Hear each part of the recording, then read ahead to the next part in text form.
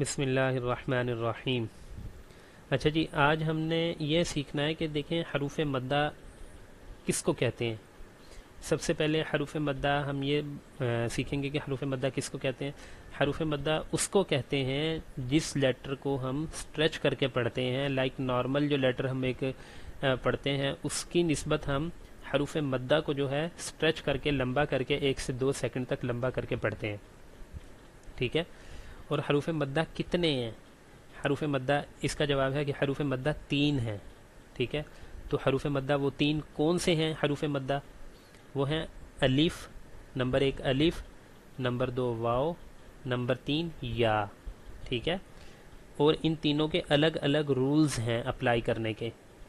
تو اگر وہ رولز ہمیں جو ہے ہمارے پاس ہمیں لائک مل رہے ہوں تو ہم اس کو اپلائی کر کے ان کو حروف مدہ لائک سٹریچ کر کے پڑھ سکتے ہیں، ادروائز ہم ان کو سٹریچ نہیں کر سکتے۔ تو الف کا سب سے پہلے جو ہے الف حروف مدہ ہمارے پاس ہے، اس کا رول یہ ہے کہ خالی الف ہو، ٹھیک ہے، وداؤٹ سائن، کوئی سائن نہ ہو الف کے اوپر۔ تو اگر سائن ہوگا وہ تو پھر حمزہ بن جائے گا نا، پھر تو وہ حروف مدہ سے نکل جائے گا، ٹھیک ہے۔ تو سب سے پہلی چیز کہ الف ہو، خالی الف ہو، وداؤٹ سائن ہو۔ اور اس سے پہلے والے لیٹر کے اوپر اگر زبر کا سائن آ جائے تو ہم اس کو الف مدہ پڑھتے ہیں، لائک اس کو ہم سٹریچ کرتے ہیں، ٹھیک ہے، ایک چیز۔ نمبر 2 پہ ہے حروف مدہ واو۔ تو واو کو ہم کب سٹریچ کریں گے؟ جب واو جزم ہو اور واو جزم کے پیچھے پیش کا سائن ہو، ٹھیک ہے۔ الف کے پیچھے کون سا تھا؟ زبر کا سائن تھا، تو اور الف خالی تھا، لائک الف کے اوپر کوئی سائن نہیں تھا، جبکہ یہاں پر ایسا نہیں ہے، واو خالی نہیں بلکہ واو کے اوپر جزم ہو، جزم کا سائن ہو واو کے اوپر، اور پیچھے والے لیٹر کے اوپر پیش کا سائن ہو، تو پھر یہ حروف مدہ کہلائے گا اور ہم اس کو سٹریچ کر کے پڑھیں گے۔ جیسے وجوہ، وجوہ، اب جو کو ہم سٹریچ کر رہے ہیں کیونکہ جیم واو پیش جو، تو اس لیے یہ حروف مدہ ہے، اس کو ہم سٹریچ کریں گے۔ اور نمبر 3 پہ ہے یا۔